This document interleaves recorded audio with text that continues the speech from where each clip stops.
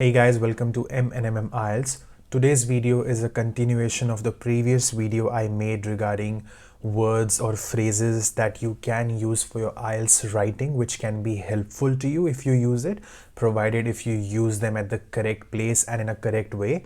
So the most important thing is that you should be aware of the meaning of those words. So what I'll be doing in today's video is I'll be sharing 15 more words where I'll be sharing the words that you can use and also the meaning of those words. So what you can do is you can write down the words and you can also write down the meaning of those words, so that when you go through this list of important words or useful words or phrases, you have a list ready with the meaning ready and you can use it for your IELTS writing. The first word I have for you is debatable.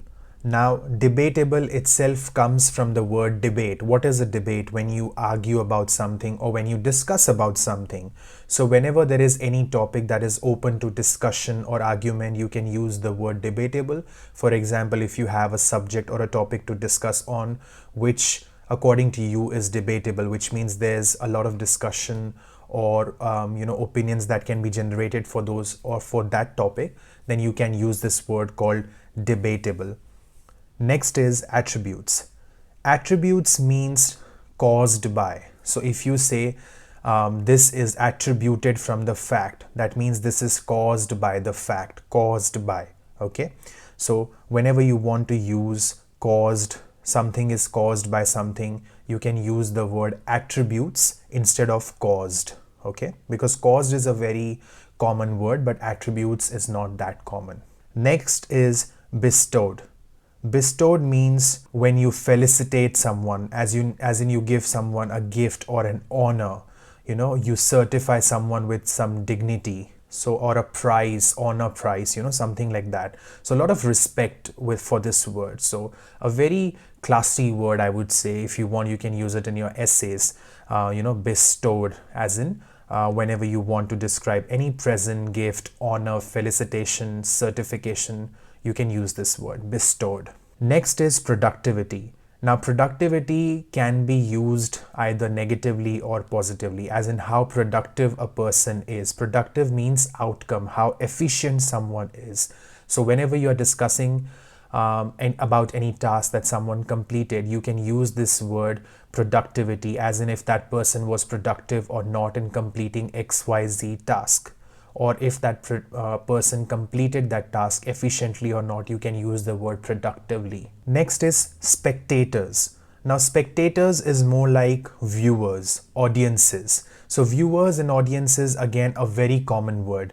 But instead of those words, if you use spectators, which means someone is watching some event, some sort of a game, let's say a football match, a cricket match, something like that in a stadium. So you can use the word spectators instead of saying that the audiences or the viewers or people. That's a very good word, spectators. Next is allocate. Now, allocate means, again, not a very difficult word. It's not about how difficult word you use or how difficult your vocabulary is or how difficult your list of vocabulary words is. It's not about that. It's about using an uncommon word which you might not be using in your everyday speaking or writing.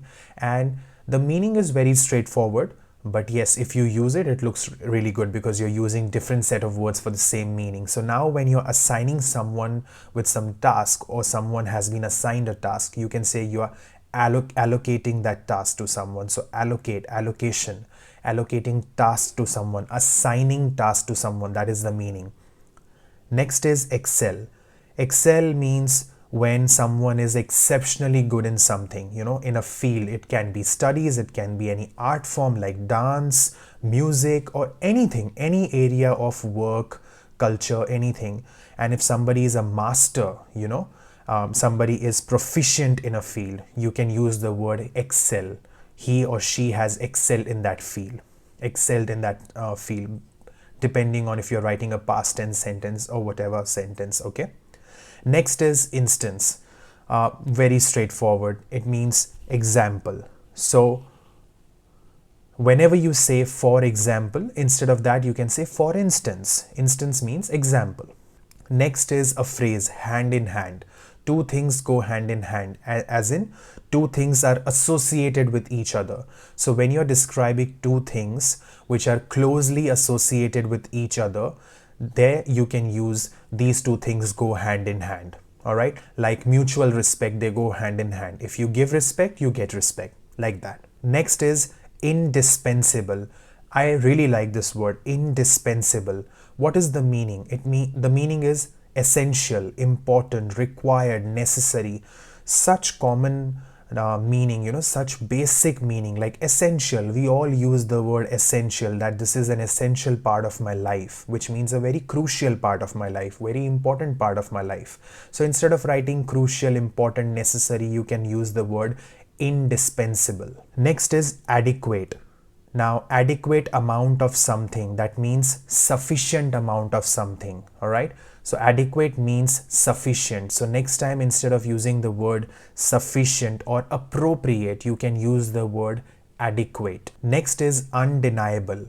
Sometimes there are facts presented which are undeniable, which means you are not able to deny them. So instead of saying I will not be able to deny this, or I do not deny this, you can say this is an undeniable fact. So because it is undeniable, you'll have to make sure that you write an before it, because and then obviously you have to write down an vowel sound. So this is an undeniable fact, which means something that you cannot deny, you cannot say no to. Okay. Next is complimentary. Now over here you will have to be very careful with the spelling of complimentary. So when you have C-O-M-P-L-I, I is the important letter here, I, M-E-N-T-A-R-Y. So this complimentary means some service or some food, anything that is free. So for example, if you go to a hotel and they say this is complimentary, like a drink, which means it is free. All right. So this complimentary is different to the other complimentary, wherein you have the spelling C-O-M-P-L-E-M-E-N-T-A-R-Y. So the only difference is the letter E, which is instead of I. All right. So that compliment wherein you have E, it means two things when they go well with each other, as in they complete each other. That is a whole different word which I'm not discussing at the moment. That is not part of my list. But all I'm trying to say is, when you write down this spelling, when you're trying to write down something is available for free, some service is available for free. So instead of saying free service, you can say complimentary service, right? So this is the word that you see on your screen. You have to use I for free service. Next is virtuous, a very classy word, virtuous. What is the meaning of virtuous? It means very ethical, something that has high, great moral standards. So when you're describing something with great standards, especially moral standards, or something which is very ethical, you can use this word virtuous as a quality for someone to describe. When you say that this person has great moral standards, you can use has a virtuous quality. Virtuous means great moral standards. And last is delve. When you pronounce this word, it's pronounced as delve. So delve means when you dig in to search for something. All right. So it can be digging a hole because you are searching for something that you've lost, or you're digging in your pocket because you want to search for some coin, anything. If you're searching for something by digging in, you use the word delve. I hope you enjoyed learning about these words. Some of these words you may have come across in the past. You might be using them as well, but it's always a good practice to revise these words, refresh these words in your memory, write these words down along with the meaning. If you are someone who speaks any other language apart from English, it is always a good practice to write down the meaning of those words in that language, whichever language you are comfortable in apart from English. Or if you're only comfortable in English, then write down the meaning of those words in English. What that will do is that will keep this word in your memory for a longer period of time.